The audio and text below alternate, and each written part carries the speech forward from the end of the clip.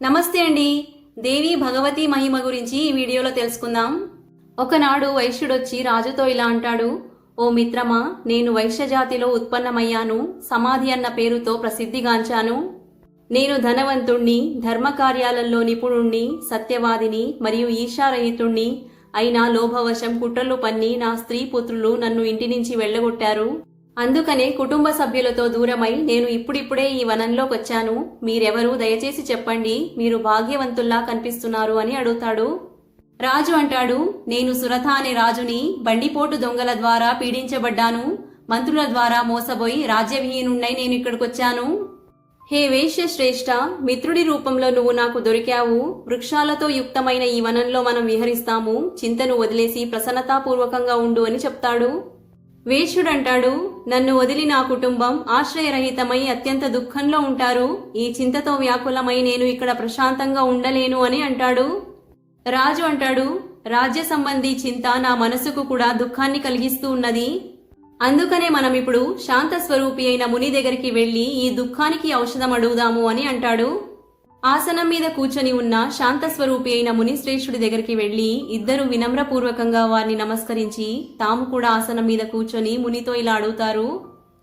రాజు అంటాడు, హే ముని, నేను రాజ్యవిహీనుణ్ణయ్యాను. ఇతను వైశ్యుడు, పత్ని మరియు పుత్రుడు ఇతన్ని ఇంటి నుంచి వెళ్లగొట్టారు. ఈ వనంలోనే మేమిద్దరము మిత్రులయ్యాము. రాజ్యం కోల్పోయినందువల్ల నేను అత్యంత దుఃఖంలో ఉన్నాను. నా గుర్రాలు చాలా బలహీనంగా అయిపోయి ఉంటాయి. ఏనుగులు శత్రువుల ఆధీనంలో వెళ్లిపోయాయి. సేవక గణాలు కూడా చాలా దుఃఖంలో ఉంటారు. ఈ చింతతో నాకు నిద్ర పట్టడం లేదు మరియు శరీరానికి సుఖం కలగట్లేదు. నాకు తెలుసు ఈ జగత్తంతా మిథ్య అని. అయినా ఈ భ్రమితమైన మనస్సు స్థిరంగా ఉండట్లేదు. నేను ఎవర్ని? ఈ గుర్రాలు ఏనుగులు ఎవరు? ఇవి నా పుత్రులు కావు, మిత్రులు కావు. అయినా వీటి దుఃఖం నన్ను పీడిస్తూ ఉన్నది. నాకు తెలుసు ఇది మోహమని. నా మనసుతో సంబంధం పెట్టుకున్న ఈ మోహం దూరం అవ్వట్లేదు. మీరు సర్వజ్ఞులు, నా అన్ని సంశయాలను దూరం చేసేవారు. హే దయానిదే, ఈ మోహానికి కారణమేమిటో చెప్పండి అని అడుగుతాడు. రాజు ఇలా అడగడంతో మునిశ్రేష్ఠుడైన సుమేధ శోకం మరియు మోహాన్ని నాశనం చేసే పరమజ్ఞానం గురించి వర్ణన చేస్తాడు. ఋషి అంటాడు, ఓ రాజా, మహామాయ అనే పేరుతో విఖ్యాతిగాంచిన ఆ దేవి భగవతియే ప్రాణుల బంధనం మరియు మోక్షానికి కారణం.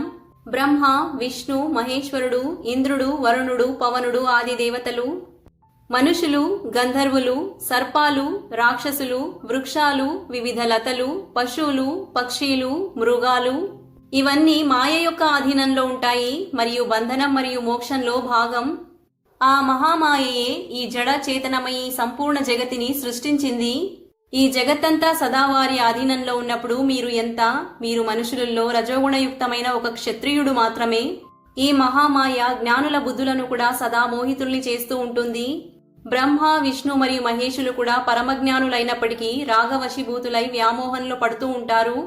హే రాజా, ప్రాచీన కాలంలో స్వయం నారాయణ భగవానుడే బ్రహ్మ విద్యా ప్రాప్తి కోసం మరియు అవినాశీ సుఖం కోసం శ్వేతద్వీపానికి వెళ్లి ధ్యానం చేస్తూ 10,000 సంవత్సరాల వరకు కఠోరమైన తపస్సు చేస్తాడు.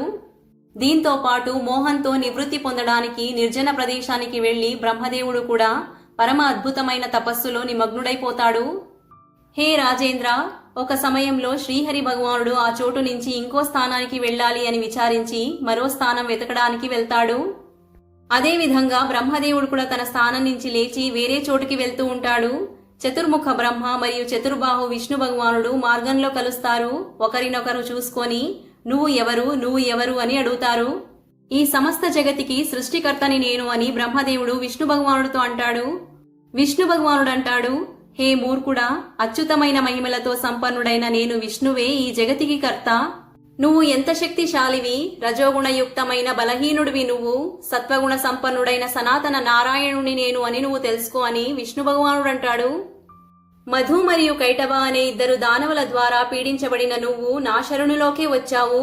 ఆ సమయంలో అత్యంత భీషణమైన యుద్ధం చేసి నేను నిన్ను రక్షించాను. నేనే ఆ ఇద్దరూ దానవులను వధించాను. అందుకే ఓ మందబుద్ధి, నువ్వు ఎందుకు గర్విస్తున్నావు? ఇది నీ అజ్ఞానం మాత్రమే. దీన్ని శీఘ్రంగా త్యాగం చెయ్యి. ఎందుకంటే ఈ సంపూర్ణ సంసారంలో నన్ను మించిన వారు ఎవరూ లేరు అని విష్ణు భగవానుడు అంటాడు. క్రోధవశంలో బ్రహ్మదేవుడు మరియు విష్ణు భగవానుడు ఇలా వాదిస్తూ ఉండగా వారి మధ్యలో నుంచి శ్వేతవర్ణంలో అత్యంత విశాలమైన మరియు అద్భుతమైన లింగం ప్రకటమవుతుంది. వారిని సంబోధిస్తూ ఒక ఆకాశవాణి అవుతుంది. ఎవరైతే ఈ లింగానికి ఆది లేదా అంత్యం కనుక్కుంటారో వారే సర్వశ్రేష్ఠులు. అందుకనే ఈ నిరర్థకమైన వాదన ఆపండి అని అంటుంది. ఋషి అంటాడు, ఆకాశవాణి చెప్పిన ఈ మాటలను విని విష్ణు భగవానుడు లింగాన్ని కొలవడానికి పాతాళ లోకానికి మరియు బ్రహ్మదేవుడు ఆకాశానికి వెళ్తారు. చాలా దూరం వెళ్లిన తర్వాత విష్ణు భగవానుడు అలసిపోతాడు. లింగానికి అంతు చిక్కక మళ్లీ యథాస్థానం తిరిగి వచ్చేస్తాడు. బ్రహ్మదేవుడు పైకెళ్లి ఉంటాడు. శివుడి శిరస్సు మీది నుంచి పడి ఉన్న కేతకీ పుష్పాన్ని చూసి ప్రసన్నంతో దాన్ని తీసుకుని తిరిగి వస్తాడు. అహంకారంతో మోహితుడై శీఘ్రంగా వచ్చి విష్ణు భగవానుడితో, ఇది నేను శివుడి శిరస్సు మీద నుంచి తెచ్చాను అని అబద్ధం చెప్తాడు. నీ చిత్తశాంతి కోసమే నేను ఇది గుర్తు చిహ్నంగా తెచ్చాను చూడు అని బ్రహ్మదేవుడు అంటాడు. దీనితో విష్ణు భగవానుడు అంటాడు, నువ్వు దీన్ని శివుడి శిరస్సు మీద నుంచే తెచ్చావు అనడానికి సాక్ష్యమేమిటి? ఇలాంటి వివాదంలో ఉపస్థితమైన సదాచారి, బుద్ధివంతులు, సత్యవాది, పవిత్రం మరియు నిష్పక్ష వ్యక్తులని సాక్షులుగా చేస్తారు. అప్పుడు బ్రహ్మదేవుడు అంటాడు, ఈ సమయంలో ఇంత దూరదేశంలో ఎవరు సాక్షులుగా వస్తారు? ఏదైతే సత్య విషయం ఉందో దాన్ని స్వయంగా ఈ కేతకియే చెప్తుంది అని అంటాడు.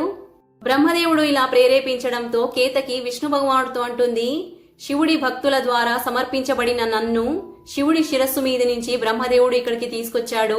ఇందులో ఎటువంటి సందేహం లేదు అని చెప్తుంది. కేతకి యొక్క ఈ మాటలను విని విష్ణు భగవానుడు అంటాడు, నాకైతే మహాదేవుడే ప్రమాణం. వారు కూడా ఇదే మాట అంటే నేను ఒప్పుకుంటాను అని అంటాడు. విష్ణువు ఈ మాటలను విని మహాదేవ భగవానుడు క్రోధంతో కేతకితో ఇలా అంటాడు, ఓ అసత్య భాషిణి, ఇలా అనకు. నా శిరస్సు మీద నుంచి పడి ఉన్న నిన్ను మధ్యలో నుంచి బ్రహ్మదేవుడు పట్టుకొచ్చాడు. నువ్వు అబద్ధం చెప్తున్నావు. అందుకనే నేను నిన్ను సదా త్యాగం చేస్తున్నాను అని అంటాడు. అప్పుడు బ్రహ్మదేవుడు సిగ్గుపడి విష్ణు భగవానుడికి నమస్కరిస్తాడు. అందుకని అప్పటి నుండి శివ పూజలలో కేతకిని వాడరు. ఋషి అంటాడు, ఓ రాజన్, మాయాబలం జ్ఞానులను కూడా మోహితుల్ని చేస్తుంది అన్నది మీరు తెలుసుకోండి. ఇంకా ఇతర ప్రాణులు మోహితులవ్వడం ఏం పెద్ద విషయం?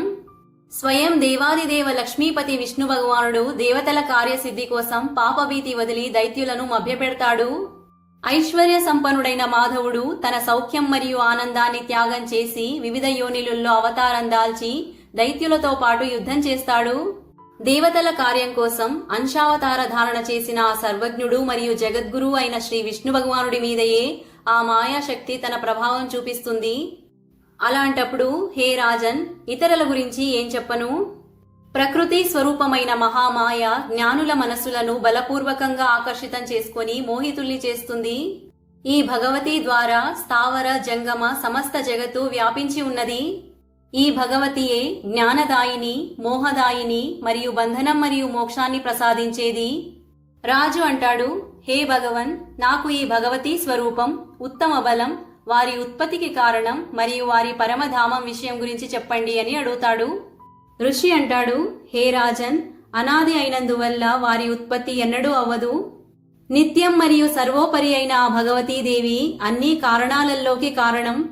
ఆ శక్తి స్వరూప భగవతి సమస్త ప్రాణులలో సర్వాత్మ స్వరూపంలో ఉంటుంది. ఎప్పుడైతే ప్రాణి శక్తిరహితం అవుతుందో అప్పుడు ఆ ప్రాణి శవంతో సమానం అవుతుంది. ఎందుకంటే సమస్త ప్రాణులలో చైతన్యాశక్తి ఈ భగవతి యొక్క రూపమే. దేవతల కార్యసిద్ధి కోసమే ఈ భగవతి యొక్క ప్రాకట్యం మరియు తిరోధానం అవుతుంది. రాజన్, ఎప్పుడైతే దేవతలు మనుషులు అమ్మవారిని స్తుతిస్తారో ప్రాణుల దుఃఖాన్ని నాశనం చేసేందుకు భగవతి జగదంబ ప్రకటమవుతుంది. ఆ దేవీ పరమేశ్వరి అనేక రూపాలను ధారణ చేసి అనేక శక్తులతో సంపన్నమై కార్యసిద్ధి కోసం స్వేచ్ఛపూర్వకంగా ఆవిర్భవిస్తుంది. సదా పురుషార్థమును పెంపొందించే ఈ దేవి కాలం వశంలో ఉండదు. ఈ సంపూర్ణ జగత్తు దృశ్య మరియు పరమ పురుషుడు ఈ జగతికి దృష్ట. సత్ అసత్ స్వరూపమైన ఈ దేవియే దృశ్యమైన జగతికి జనని. తాను స్వయం ఒక్కతే ఈ బ్రహ్మాండాన్ని రచించి పరమ పురుషుడికి ఆనందాన్నిస్తుంది. ఆ తర్వాత తనే స్వయం భగవతి శీఘ్రంగా ఈ సృష్టి ప్రపంచాన్ని సంహరిస్తుంది. బ్రహ్మ, విష్ణు మరియు మహేశ్వరులు నిమిత్త మాత్రులు. ఈ భగవతియే తన లీలల ద్వారా వారిని రచించి వారి వారి కార్యాలలో ప్రవృత్తి చేస్తుంది. ఈ దేవియే తన అంశాన్ని వారిలో పోసి వారిని బలమైన వారిని చేస్తుంది. ఈ భగవతియే సరస్వతి, లక్ష్మి మరియు పార్వతీ రూపాలలో వారికి తన శక్తులను ఇస్తుంది. అందుకనే ఆ త్రిదేవుళ్ళు ఈ భగవతి పరాంబను సృజన, పాలన మరియు సంహారం చేసేది అని తెలుసుకొని ప్రసన్నపూర్వకంగా ఆ భగవతి యొక్క ధ్యానం మరియు పూజన చేస్తారు. హే రాజన్, ఈ విధంగా నా బుద్ధికి అనుసారంగా దేవి యొక్క ఉత్తమ మహత్యం గురించి నేను ఇప్పుడు మీకు చెప్పాను. దీని అంతం గురించి నాకు తెలియదు అని ఋషి అంటాడు. ఈ వీడియో కనుక నచ్చినట్టయితే లైక్ చేసి షేర్ అండ్ సబ్స్క్రైబ్ చేసుకోండి. శ్రీమాత్రే నమః.